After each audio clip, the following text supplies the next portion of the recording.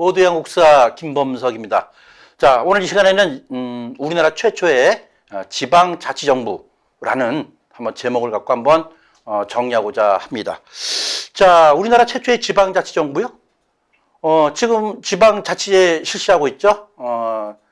김영삼 대통령 시절 처음에는 노태우 정부 때부터 이제 지방자치제를 갖다가 이제 시발점으로 해서 김영삼 정권 때 지방자치제가 아주 그냥 이제 자리로 궤도에 오르면서 이제 오늘날 현재까지 쭉 이어오고 있죠. 그래서 이제 국회의원 선거하고 이게 서로 이렇게 나눠서 2년에 한 번씩 주기적으로 바꾸면서 4년에 한 번씩 지방자치제 우리 그날 투표를 하고 있죠. 자, 이런 그 지방자치정부가 언제 우리나라 최초의 지방자치정부냐 하는 것도 뭐 좀 재밌을 것 같아요. 뭐 알고 보면 별거 아니지만은 그래도 한번 우리 역사 공부한다는 차원에서 한번 살펴보도록 하겠습니다. 자, 일단 지방자치 전에 한번 어떤 그 사건 한번 제가 사례를 하나 드릴게요. 자, 1861년 전라도 유생들의 시위라고 돼 있죠. 자, 1861년 그러면은 철종 때였어요. 자, 철종 때 그러면 그 소위 이 세도 정치가 횡행할 때 철종을 갖다가 임금으로 앉히고 소위 그 허수아비 그런 임금이었다라고 우리가 평가를 하고 있죠. 이때 뒤에서 조종하는 그런 세력들이 바로 뭐 안동김 씨라든가 뭐 또 뭐 풍량조 씨, 또 영민 씨 뭐 이런 이어서 이렇게 부패를 일삼는 그런 세도 정치의 절정이 있었던 그런 시기였죠. 자, 이때 이 1861년도에 전라도 유생들이 시위하는 그 이유가 뭘까? 그건 뭐냐면은 뭐 이런 거죠. 이때 과거 시험이 있었죠. 자, 성균관에서요. 자, 성균관 주변에서 떼를 지어서 웅성웅성거리면서 이 전라도 유생 수백 명이 막 돌도 막 차버리고 말이죠. 또 뭐 뭐랄까, 불온적인 그런 그 행동을 시위를 한 거예요. 그래서 이 시위가 소위 이때는 한성부죠. 한성부라든가 이 포도총에 보고가 돼가지고서 뭔가 좀 기운이 심상치 않다. 이게 보고가 들어간 거죠. 그렇다면 이런 과거장에서 이 전라도 유생들이 왜 이러한 시위를 벌였는가? 왜 벌였을까요? 그것은 뭐냐면은 이때 당시에 이 과거 시험이라는 것이 어떤 특정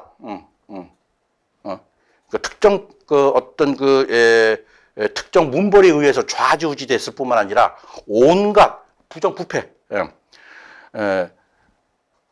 치러져서 아무리 내가 열심히 공부를 해도 합격한다는 보장이 없었던 그런 거죠.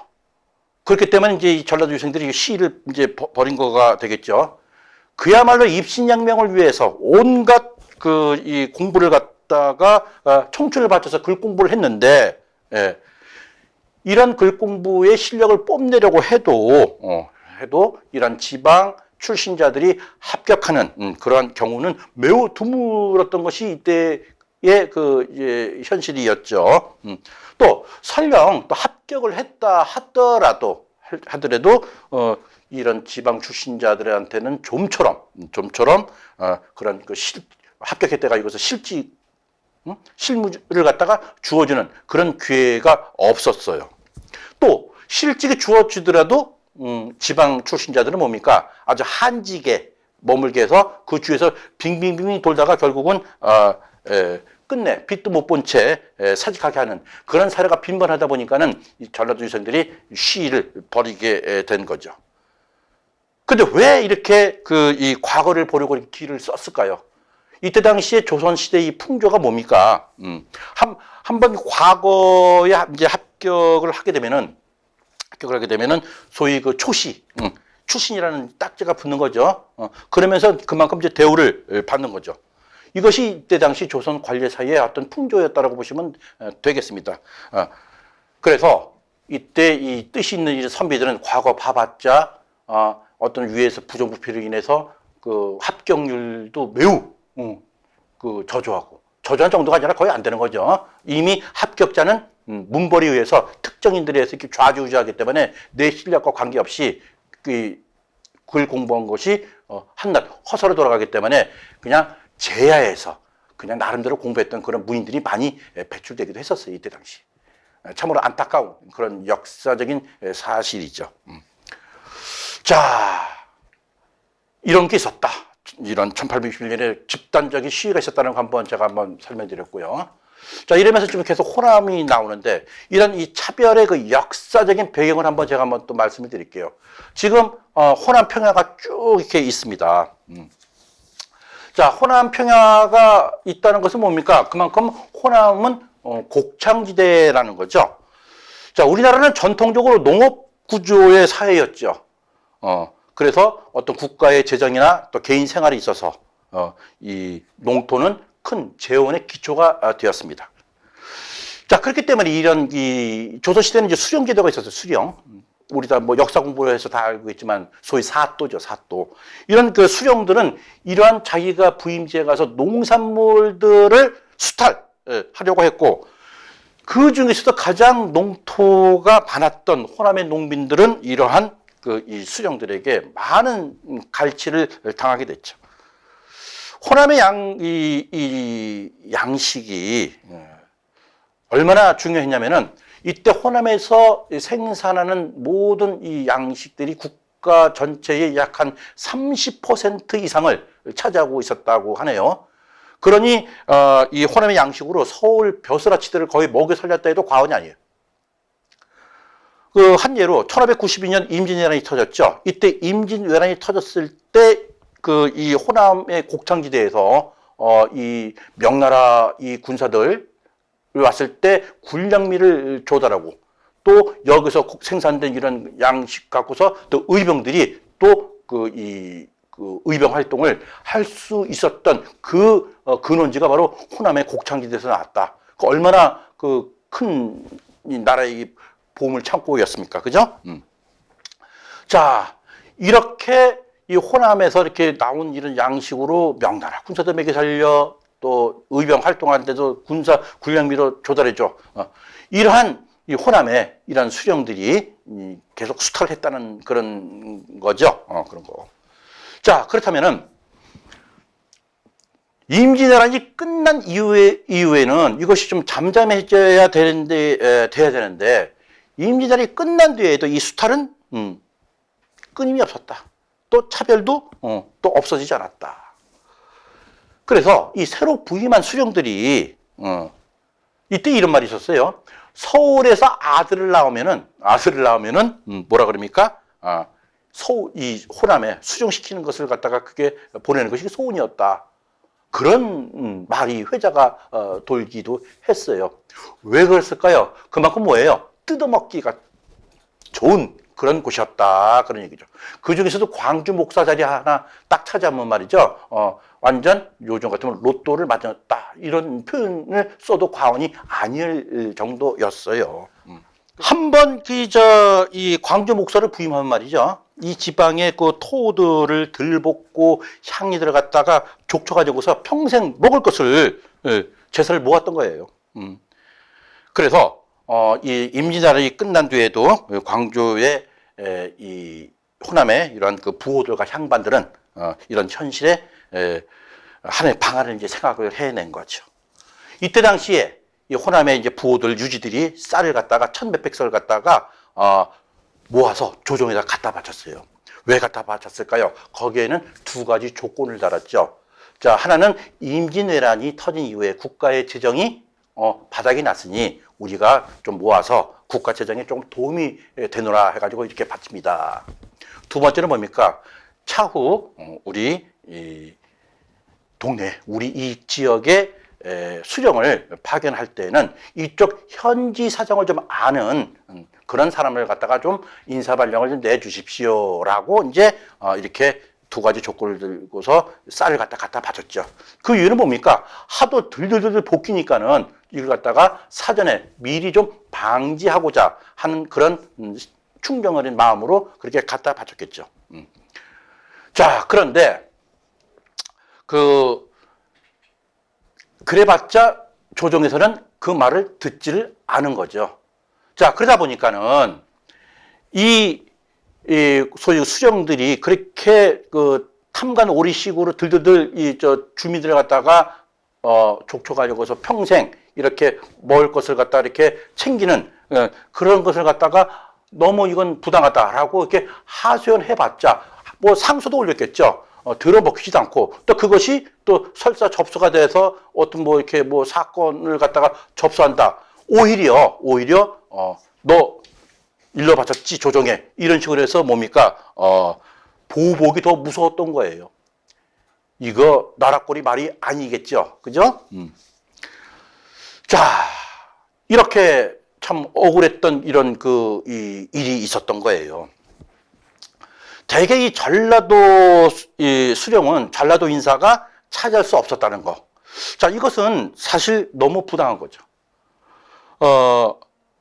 그러다 보니까는 말로 해도 안 되고, 또 이렇게 저 관청의 호세도 안 되고 하다 보니까는, 결국은 농민들이 막 분노가 올라서 이제 막 관리들 갖다가 이제 막 패대기도 하고 막 이렇게 그런 사건들이 있었죠. 이때가 이제 막 농민들 항쟁이 막 벌어졌던 그런 또 시기였어요. 그런 게 있었죠. 자, 그런데 우리가 그 조선 초기에 경국대전이라는 이런 그 법전이 있는데 이 법전에서도 뭐라고 되어 있냐면 말이죠. 국가 통치의 기본 틀 안에서 어떤 이 인재를 갖다가 등용해서 인사 발령할 때는 지역적으로 차별을 두지 않는다라고 이렇게 또 명시가 돼 있음에도 불구하고 이때 당시에는 그랬다 그 얘기죠. 자, 이렇게 쭉 되다 보니까 결국 뭡니까? 차별과 소외를 당하게 되는 거예요. 차별과 소외. 우리가 예전에 말이죠. 이 학자나 정치가들은 무슨 얘기를 했냐면은 우리나라에서 가장 그 중요한 지방을 삼남지방이라고 했죠. 삼남지방. 들어보셨죠? 삼남. 충청남북도, 경상남북도, 전라남북도. 여기를 소위 그 삼남이라고 하는데 그 중에서도 가장 이 물산이 풍부한 그러한 지방이 바로 호남 지방이었다고 하죠. 그래서 나라의 보험을 창고 같은 곳이 바로 호남이었다라고 얘기합니다. 적어도 18세기에 말이죠. 전국에서 10만 석 이상의 부자들을 갖다가 쭉 봤을 때 10명 중에 6, 7명은 뭐예요? 호남 지방의 사람이었다는 통계가 나오곤 했죠. 그러다가 19세기, 즉 1800년도 이 세도 정치가 횡행할 때 이때 이게 수치가 바뀌어 버립니다. 이 10명 중에 6, 7명이 이 호남 지방 사람이었는데 이때 수치가 뭘로 바뀌어요? 바로 안동 김씨라든가 풍양조 씨, 또 그리고 또 민비, 또 영민 씨 등이 독점을 하게 되는 거죠. 국가의 권력을. 그러면서 이 부가 이쪽으로 옮기게 되는 거죠. 그러니까는 이 사람들이 벼슬을 갖다가 독점해서 부정한 방법으로 토지를 거둬들이고 생산품 또는 생산품을 온갖 방법으로 갈취 또는 수탈했다는 것은 이게 반증하게 되는 거죠. 이때 당시에 또 있었던 그 인물 중에 다산 정약용 우리 다 알고 있죠. 이 다산 정약용이 또 전라도 지역에도 유배 생활해 가지고서 이 전라도 주민 백성들이 어떤 그런 어려움을 몸소 보고 느끼고 또 거기에 대한 대안 이러면 안 된다라고 해서 또 많은 이 어떤 개선책 같은 것도 많이 올렸었죠. 하지만 이런 농민들의 수탈을 갖다 막으려고 하는 그런 대안을 했지만서도 그런 방책을 내놓기도 했지만은 전혀 사정이 이러한데도 조선 후기에 와서는 전혀 나 몰라라 이런 식으로 했던 겁니다. 또 인물도 중앙 정계에 크게 등용시키지도 않은 그런 차별이 된 거죠. 자, 이 사정이 이러한데도 결국은 이 호남 지방에서는 차고책으로 좀 지방 유지들이 돈을 써가면서 이때 당시에 실권을 잡았던 노른 세력들한테 빌붙어 가지고서 조그만 벼슬자리를 얻는 것이 그게 한계였어요. 자, 이때 당시에 이 호남 지방의 어떤 이 전라도 수령들 쭉 인사들 보게 되면은 거의 예외 없이 서울이나 충청도 출신들이 많이 포진이 되었다라고 하네요. 우리 그 전라도 지방에 보게 되면은 뭐 그 이 수탈했던 그런 인물들 무슨 뭐 조병갑이라든가 예? 또 이용태 들어보셨죠? 안핵사 이런 사람들이 보면은 다 다른 지역 출신지라 다른 지역 출신 인물이라는 것을 우리가 알 수가 있습니다. 자, 그러다 보니까는 결국 뭡니까? 이제 저항을 할 수밖에 없죠. 왜? 차별을 받고 소외를 당하니 저항을 할 수밖에 없는 거죠. 첫 번째 저항은 우리가 어떻게 하게 됩니까? 첫 번째는 합법적으로 저항을 하게 되죠. 합법적인 저항이 뭡니까? 억울하다, 부당하다. 이걸 갖다가 조정에 알리고 관가에 이제 어떤 이제 그 부당함을 알리는 거죠. 하지만 이때 당시에 조정 또는 관가에서는 뭡니까? 부당함을 알려면은 또 뭔가 야려 부리는 거 아니야? 오히려 패대기를 쳐가지고서 내쫓는 것이 일상화돼 있죠. 자, 합법적으로 저항을 했을 때 안 됐을 때는 뭡니까? 그때는 무력으로 가는 거예요. 죽창 놔들고 쳐부시는 거죠. 이러한 저항의 역사가 본격적으로 벌어지게 되는 거죠. 그렇게 해서 이것이 분노가 표출돼서 나타났던 그 사건이 바로 뭡니까? 그게 바로 동학 농민 혁명이었죠. 이 대표적인 그 농민 혁명, 뭐 동학 농민 전쟁이라는 표현도 있고 그러지만 이렇게 해서 결국은 동학 혁명을 일으킴으로써 탐관오리를 갖다 다 없애버리고 그리고 또 이 정부와 또 전주 화약을 맺게 되는 거죠. 자, 이렇게 전주 화약을 맺게 됨으로써 농민들이 이 자치 행정을 볼 수 있게끔 했던 획기적인 사건이 바로 이때 벌어진 거죠. 이때 전라도 지방을 비롯해 가지고서 이 근방 53곳, 53곳을 갖다가 지방 농민들이 자치 행정지역으로 이렇게 만들어줬던 그러한 이제 역사적 사실이 여기에 발생하게 되는 겁니다. 그래서 우리나라의 농민 자치 행정은 바로 이 동학 혁명 때 53곳, 53곳을 갖다가 자치적으로 이렇게 했다. 이것이 이제 우리나라의 농민 자치 정부의 시초였다라고 보셔도 큰 무리는 없다라고 볼 수 있겠습니다. 이것은 바로 전라도 역사에서 어떤 저항의 역사의 결정체였다라고 이렇게 결정체로 이렇게 된 것이죠.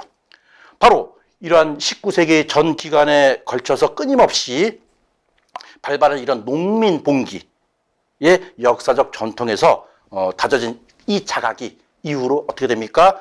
그 응징력에서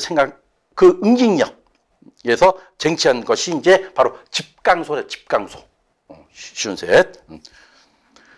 자, 이렇게 그 호남의 이 곡창지대가 이렇게 수령들의 수탈지가 되었고 또 이로 인해서 저항을 하게 됐고 그 저항의 결정체가 바로 동학 농민 운동이었다라는 점 우리가 또 다른 각도에서도 한번 이렇게 또 살펴봅니다.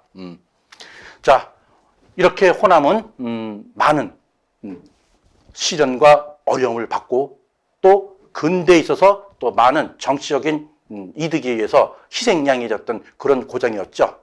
이것은 역사적인 안타까운 우리의 현실입니다. 자, 농민자치정부. 자, 우리나라 역사상 처음 등장한 농민자치정부는 바로 동학혁명에 있어서의 전주화약으로 인한 53곳의 그 집강소였다라는 것 제가 다시 한번 정리를 한번 해드립니다. 자, 모대양국사 김범석이었습니다.